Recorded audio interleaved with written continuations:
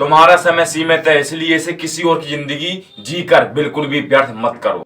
शायद मौत ही इस जिंदगी का सबसे बड़ा आविष्कार है।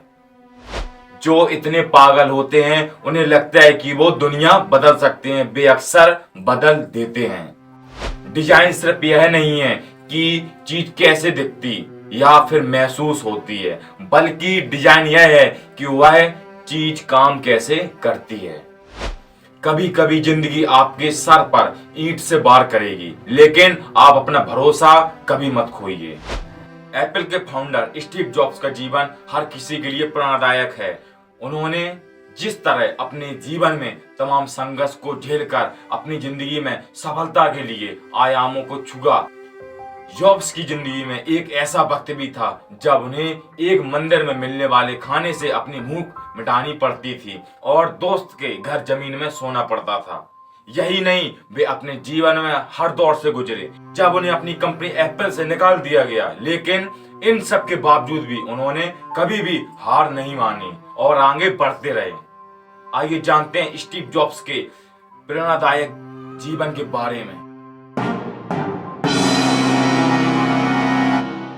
नमस्कार दोस्तों, मैं Nilesh Singh Ramadhar, founder of CEO Intellio grace group and IGG broadcast. देखिए, स्टीव जॉब्स का जन्म और परवरिश भी बाकी लोगों से एकदम अलग है। दरअसल उनका जन्म 24 फरवरी 1955 में कैलिफोर्निया के सैन फ्रांसिस्को में सीरिया के मुस्लिम अब्दुल फत्ताह जंदाली के घर में हुआ था। उन्होंने जोत्री सिम्पसन की कोख से जन्म लिया था। हालांकि उस दौर उनकी माता ने शादी नहीं की थी, इसलिए उन्होंने स्टीव को गोद में लेने का फैसला लिया। इसके बाद उन्होंने पॉल और क्लारा नाम के एक कपल को जॉब्स को पढ़ने के लिए कॉलेज भेजने के आश्वासन के बाद गोद में दे दिया था। बल्कि उन्होंने इस मौके का फायदा उठाते हुए नेक्सट कंप्यूटर के रूप में नई शुरुआत की। इस दौरान उनकी किस्मत ने भी साथ दिया और उनकी इस कंपनी के लिए एक बड़े बिजनेसमैन पैरोट ने इन्वेस्ट किया।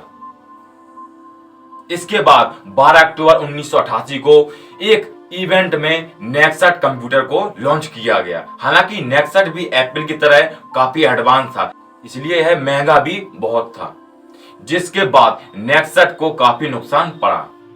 इसके बाद स्टीव जॉब्स को एक एहसास हो गया और उन्होंने नेक्सट कंप्यूटर कंपनी को एक सॉफ्टवेयर कंपनी बना दिया। इसमें भी उन्होंने काफी ज्यादा सफलता हासिल की।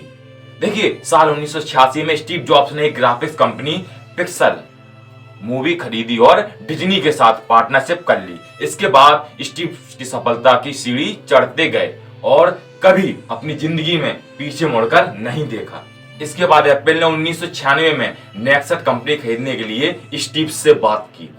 यह डील $427 मिलियन में फाइनल हुई। इस बार स्टीव जॉब्स ने सीईओ के रूप में एप्पल कंपनी में वापसी की, लेकिन इस दौरान एप्पल कठिन दौर से गुजर रहा था। इसके बाद स्टीव जॉब्स के मार्गदर्शन में कंपनी ने एप्पल आईपॉड म्यूजिक प्लेयर और आईट्यून लॉन्च किया। इसके बाद 2007 में एप्पल ने अपना पहला मोबाइल फोन लॉन्च कर मोबाइल की दुनिया में क्रांति ला दी। क्रांति क्रांति क्रांति, समझ रहे ना? वही इसके बाद एक नए प्रोडक्ट लॉन्च कर एप्पल लगातार सफलता के नए पायदान को छू रहा था। अरे भैया, बहुत ज्यादा अवार्ड मिले थे इनको। एप्पल कंपनी के संस्थापक स्टीव जॉब्स को उनके जीवन में तमाम पुरस्कारों से नवाजा जा चुका था, जिनमें से कुछ हम बता रहे हैं आपको। अमेरिका के राष्ट्रपति के द्वारा स्टीव जॉब्स को नेशनल मेडल ऑफ टेक्नोलॉजी से नवाजा गया था।